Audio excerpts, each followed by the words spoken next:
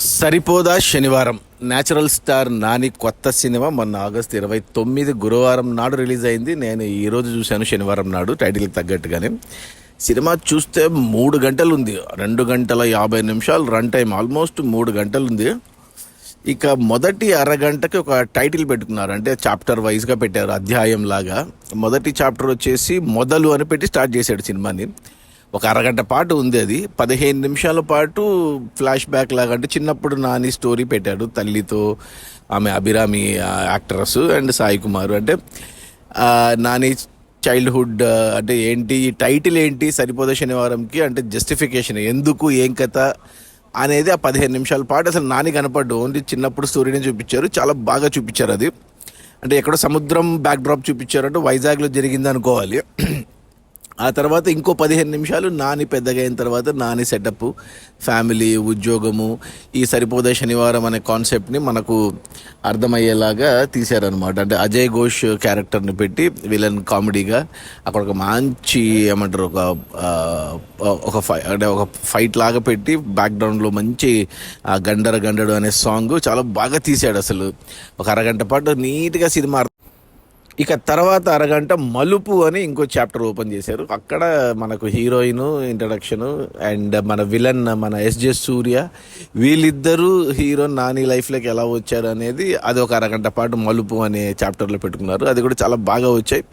Especially హీరోయిన్కి హీరోకి మధ్యన ఈగ సినిమా రెఫరెన్స్లు ఉన్నాయి, అది బాగా అనిపించింది. అక్కడ ఏం పాటలు, డ్యూయెట్లు అలాంటివి పెట్టుకోలేదు. ఒక బ్యాక్ డ్రాప్ మౌంటేజ్ సాంగ్లు, నీట్గా కథ కూడా ముందుకు వెళ్తూ ఉంటుంది. ఒక గంట పాటు మొదటి అరగంట మొదలు, తర్వాత అరగంట మలుపు, 1 అవర్ పాటు చాలా హృదయంగా అనిపించింది సినిమా. ఆ తర్వాత ఇంకో అరగంట పీఠముడి అని ఒక చాప్టర్ పెట్టుకున్నారు. ఇక్కడ మనకు ఏమంటారు, మన మురళీ శర్మ క్యారెక్టర్, ఎస్జే సూర్య, వీళ్ళు పక్కన పెడితే పీఠముడి ముఖ్యంగా హీరోకి హీరోయిన్కి అజయ్ ఘోష్ క్యారెక్టర్తో పీఠముడి లాంటిది పెట్టుకుని ఆ ఇంటర్వెల్ ముందు ఒక మంచి ఫైట్, అది ఇది బాగా బాగా డిజైన్ చేసుకున్నారు. సో ఫస్ట్ హాఫ్ మాత్రం గంటన్నర ఉన్నా కానీ మూడు భాగాలుగా విభజించి 3 అరగంటలు చాలా మంచిగా అనిపించింది. అసలు ఎంత బాగా తీశాడు డైరెక్టర్ అనిపించింది. ఇక సెకండ్ హాఫ్కి వచ్చేసరికి సెకండ్ హాఫ్ స్టార్టింగే మధ్య భాగం అని టైటిల్ పెట్టుకొని ఒక అరగంట పాటు ఇక్కడ మెయిన్ పాయింట్ ఏదైతే ఉందో, అంటే మన విలన్స్ మురళీ శర్మ అండ్ మన ఎస్జే సూర్య, ఈ నాని, అండ్ ఇక్కడ ఒక సోకులపాలెం అనేసి ఒక ఒక ఒక బ్యాక్ డ్రాప్లో పెట్టుకొని ఒక అరగంట పాటు మధ్య భాగంలో బాగానే తీశారు. అదంతా అండ్ మెయిన్ ప్లాట్ అంతా అక్కడే ఉంటుందన్నమాట. సో అది అయిపోయాక అక్కడ ఇంకొక అరగంట పాటు దాగుడు మూతలనే ఎపిసోడ్ స్టార్ట్ అయింది. ఇక్కడ నాకు దాగుడు మూతల్లో ఓపెనింగ్ షాటే మురళీ శర్మ క్యారెక్టర్తో ఒక డైలాగ్ ఉంటుంది. అది ఎక్స్పెక్ట్ చేయరెవరు. నేను కూడా ఏంటబ్బా ఇలా ఉంది, ఇలా రాసుకున్నాడు, ఇంత సిల్లీగా ఉంది, ఇంత ఇల్లాజికల్గా అనిపించింది అదొక్కటే సినిమా మొత్తంలో. బట్ అదొక్కటి వదిలేస్తే ఇక మిగతా ఎపిసోడ్ అంతా, దాగుడు మూతల ఎపిసోడ్ మాత్రం ఎక్సలెంట్గా ఉంది. అక్కడ ఎస్జే సూర్య చెలరేగిపోయాడు. అసలు ఎస్జే సూర్య కోసమే నేను ఈ సినిమా చూశాను.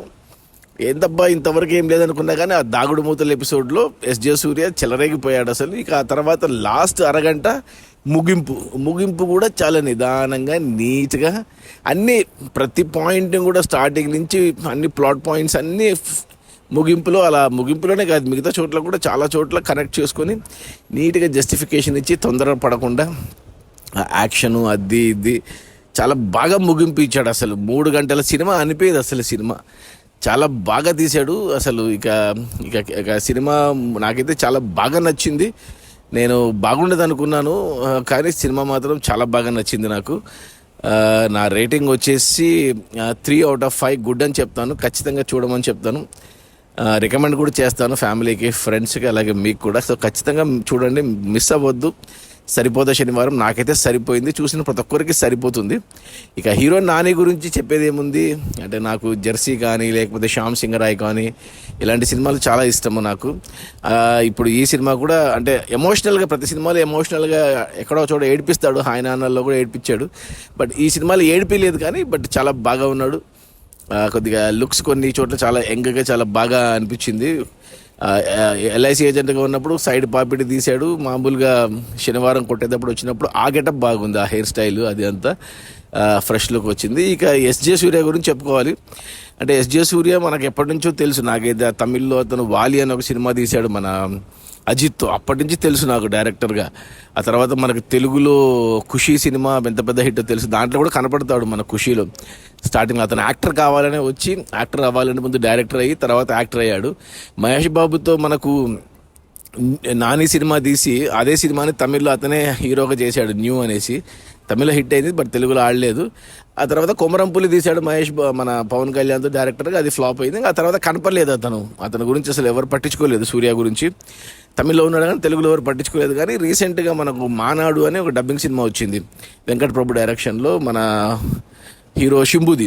ఆ సినిమా నుంచి మళ్ళా సూర్య పేరు మారుమోగిపోయింది తెలుగు రాష్ట్రాల్లో కూడా. ఎస్పెషల్లీ సెకండ్ హాఫ్లో అతను చేసిన పర్ఫార్మెన్స్కి అన్నయ్య అన్నయ్య అన్నయ్య అనేది దాన్ని కూడా పెట్టారు ఈ సినిమాలో. అక్కడి నుంచి నాకు నచ్చాడు. ఎస్పెషల్లీ రీసెంట్గా మార్క్ యాంటనీ సినిమాలో అయితే అసలు హీరో అనే విషయాన్ని డామినేట్ చేసి పడేశాడు. ఆ సినిమా 100 కోట్లు వచ్చాయంటే కేవలం సూర్య వల్లే అని నమ్ముతాను నేను. అలాంటిది రీసెంట్గా ఇంకోటి జిగర్తాండా 2, దాంట్లో ఓకే అంత పెద్ద పర్ఫార్మెన్స్ కాదు కానీ దాంట్లో కూడా నచ్చాడు. ఇప్పుడు మనకు తెలుగులో స్ట్రైట్ ఇది. ఇంతకుముందు స్పైడర్లో చేశాడు మన మహేష్ బాబు సినిమాలో, అది బైలింగ్వల్ తెలుగు తమిళ్లో తీశారు కాబట్టి అది స్ట్రైట్ అంటే తెలుగు సినిమా అని చెప్పనీకి రాదు. బట్ ఇది మాత్రం ఫస్ట్ స్ట్రైట్ తెలుగు సినిమాలో యాక్ట్ చేసినట్టే. ఎస్పెషల్లీ లాస్ట్ గంట మాత్రం అదరగొట్టేశాడు ఎస్జే సూర్య. ఇక మిగిలింది ఎవరు, హీరోయిన్ ప్రియాంక మోహన్ ఎందుకో నచ్చదు. ప్రియాంక అరుల్ మోహన్ నాకు నచ్చదు పర్సనల్గా. హీరోయిన్ మెటీరియలే కాదనిపిస్తుంది. తెలుగులో ఇంతకుముందు చేసింది ఏది మన ఏ సినిమాలో 2 సినిమాలు వచ్చాయి అమ్మాయి, గ్యాంగ్ లీడర్లో నానితోనే చేసింది. ఆ సినిమాలో కూడా సెట్ అవ్వలేదు అమ్మాయి. ఆ తర్వాత శ్రీకారం అని ఒక సినిమా వచ్చింది, మన యాక్టర్ మర్చిపోయాను హీరో పేరు. ఆ 2 సినిమాలు పోయాయి. తమిళ్లో ఏదో హిట్లు పడ్డాయి కానీ తెలుగులో మళ్ళీ ఎందుకు తీసుకున్నారు అబ్బాయి అమ్మాయిని అనుకున్నా కానీ. బట్ ఈ సినిమాలో ఈ క్యారెక్టర్కి సెట్ అయింది. చారులత క్యారెక్టర్కి బాగా సాఫ్ట్ క్యారెక్టర్, మంచిగా ఎలా ఉండాలో అలాగే ఉంది. కరెక్ట్గా యాప్ట్గా సెట్ అయింది ఈ అమ్మాయి ఈ సినిమా హీరోయిన్ వరకు. ఇక మాట్లాడాల్సింది మెయిన్ ఈ సినిమాకి హైలైట్ చెప్పాలి అంటే Jakes Bejoy music director. Jakes Bejoy Malayala music director. King of Kotha అని దుల్కర్ సల్మాన్కి అతనే మ్యూజిక్ డైరెక్టర్ ఇచ్చాడు ఆ సినిమాకి. ఇప్పుడు ఈ సినిమాలో చాలా ఏంటి అసలు సినిమా అంతా కూడా ఆ మ్యూజిక్ వల్లే హైలైట్ అయింది. ఎలివేషన్, ఆ ఫైట్స్లో కానీ యాక్షన్లో కానీ ప్రతి దాంట్లో కూడా భలే ఇచ్చాడు, అసలు అదిరిపోయింది. జేక్స్ బిజాయ్ మెయిన్ హైలైట్ ఈ సినిమాకు. ఇక తర్వాత డైరెక్టర్ వివేక్ ఆత్రేయ ఇంతకుముందు అంటే సుందరానికి తెలుసు మనకు. ఆ సినిమా చాలా బాగుంటుంది కానీ కమర్షియల్గా సక్సెస్ అవ్వలేదు ఆ సినిమా. ఎందుకంటే అతను తీసే సినిమాలు కొద్దిగా నిదానంగా చాలా లెందీగా ఉంటాయి. అంటే సుందరానికి కూడా 3 గంటల సినిమానే, ఇది కూడా 3 గంటల సినిమానే. బట్ ఏమంటే దీంట్లో యాక్షన్ ఉంది. అంతకుముందు అతను ఫస్ట్ మెంటల్ మదిలో అని సినిమా తీశాడు మన శ్రీ విష్ణుతో. ఆ తర్వాత మళ్ళీ శ్రీ విష్ణుతోనే బ్రోచే వారెవరు 2 మంచి సినిమాలు మంచిగా హిట్ అయ్యాయి కూడా. ఆ తర్వాత 3వ సినిమా నానితో అంటే సుందరానికి, 4వ సినిమా కూడా మళ్ళీ నానితోనే ఈ సరిపోద శనివారం గేర్ మార్చాడు. యాక్షన్ కమర్షియల్ ఎలిమెంట్స్ యాడ్ చేశాడు, అదరగొట్టేశాడు. అసలు చాలా నీట్గా చాలా బాగా తీశాడు. అసలు వంక పెట్టడానికే లేదు సినిమాకు. నాకైతే చాలా బాగా నచ్చింది. ఇంకా ప్రొడ్యూసర్ గురించి మాట్లాడుకోవాలి, డివివి దానయ్య. ఈయన ఎప్పుడు జంబలక్కడి పంబ నుంచి ప్రొడ్యూసర్ అయినా 1998 నుంచి ప్రొడ్యూస్ చేస్తూనే ఉన్నాడు. రీసెంట్గా మొన్ననే RRR సినిమాతో ఆస్కార్ అవార్డు కూడా తీసుకున్నాడు మన దానయ్య. అంతకుముందు మనకు నానితో నిన్ను కోరి కూడా అతనే తీశాడు. ఇప్పుడు రాబోతున్న ఓజీ పవన్ కళ్యాణ్ కూడా అతనే ప్రొడ్యూసరు. ఇప్పుడు మళ్ళీ ఈ సరిపోద శనివారం అన్నీ కుదిరాయి, సరిపోయింది. సినిమా అయితే అదిరిపోయింది. తెలుగులో అంత ఎక్సలెంట్గా తీశారు. చాలా బాగా అనిపించింది నాకు. ఏమంటే 1-2 మైనస్లు అని ఏమంటే చెప్పాను కదా, దాగుడు మూతల ఎపిసోడ్లో మురళీ శర్మ చెప్పిన డైలాగు అదొక్కటే డైజెస్ట్ కాలేదు. అది పక్కన పెట్టేస్తే ఇంకా మిగతా అందరూ చాలామంది ఉన్నారు. శుభలేఖ సుధాకర్ ఉన్నాడు, అజయ్ ఘోష్ ఉన్నాడు, ఇంకా చాలామంది ఉన్నారు యాక్టర్లు మన వాళ్ళు.